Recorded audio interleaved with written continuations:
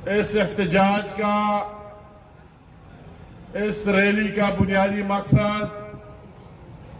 ان اسرائیلی مظالم کے خلاف اور اپنے ان فلسطینی بہنوں بھائیوں کے ساتھ اظہاری یکجہتی کے لیے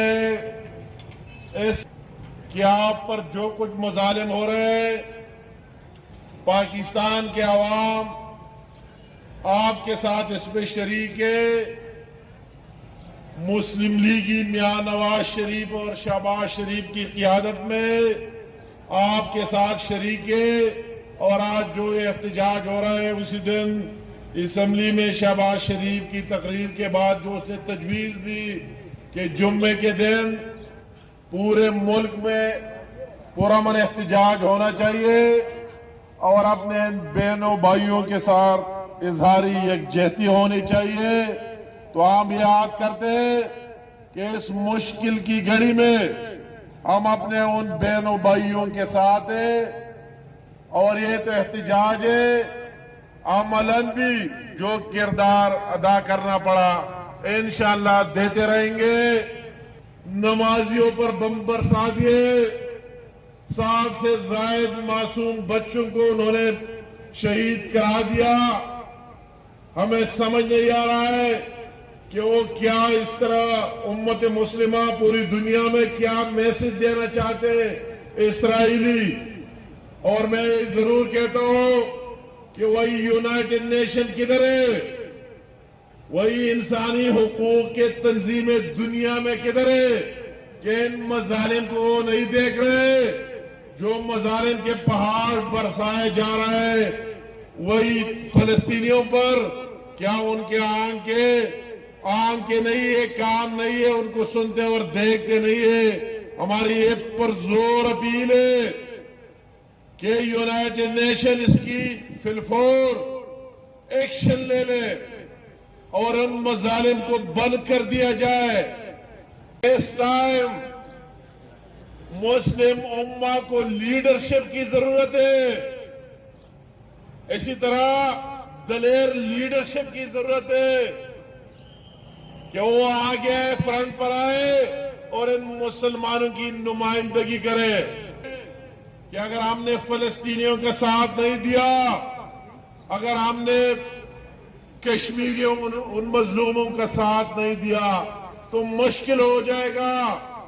کسی جگہ اسلام کا دفاع کرنا۔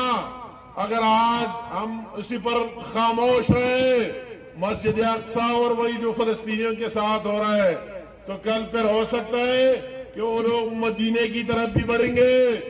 وہ لوگ مکے کی طرف بھی بڑھیں گے، ان کی حوصلہ افزائی ہوگی، اور اسلام آباد بھی نہیں چھوڑا گیا، یہ یہاں بھی بڑھیں گے۔ ہم اسلام کا جذبہ لے کر دل میں ایمان کے اس کے لیے نکلے،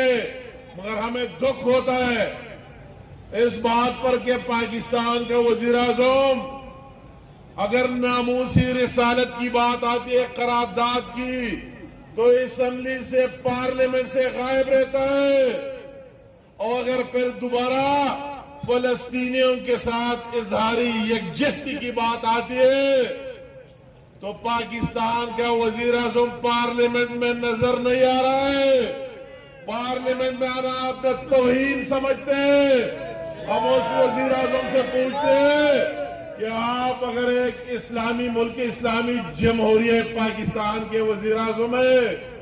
اپنے آپ کو وزیر اعظم کہتے ہیں، تو آپ کو ان پاکستان کے مسلمانوں کی حقیقی ترجمانی کرنی چاہیے۔ آپ نے اگر آپ کی فارن فنڈنگ میں اسرائیل سے پیسے آئے ہو، آپ کے فارن فنڈنگ کیس جو پڑا ہوا ہے اس میں انڈیا سے پیسے آئے ہو، تو وہی حق ادا نہ کرے۔ آپ ایک واضح لائن ڈرا کرے کہ آپ مسلمانوں کے ساتھ ہیں یا ان لوگوں کے ساتھ ہیں۔ اس پر وہ پوری پاکستانیوں کو دلوں کو دکھ پہنچا ہے کہ فلسطینیوں کے ساتھ اظہاری یکجہتی کے دن بھی وزیر اعظم پارلیمنٹ سے غائب رہتا ہے اور پارلیمنٹ میں آ کر ایک بات ہی نہیں کرتے۔ کتنی شرم اور افسوس کی بات ہے۔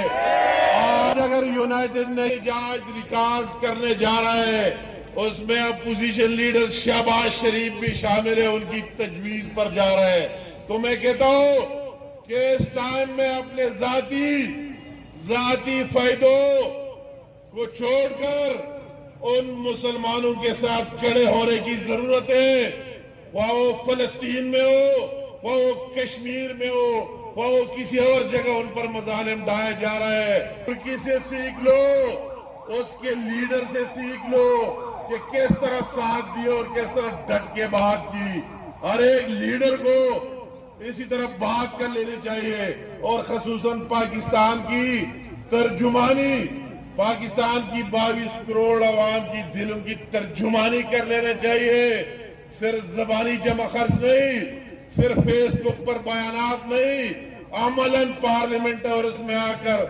ڈٹ کر دلیری سے بات کر لینا چاہیے۔ واقعی اس سوکاڑ وزیر اعظم نے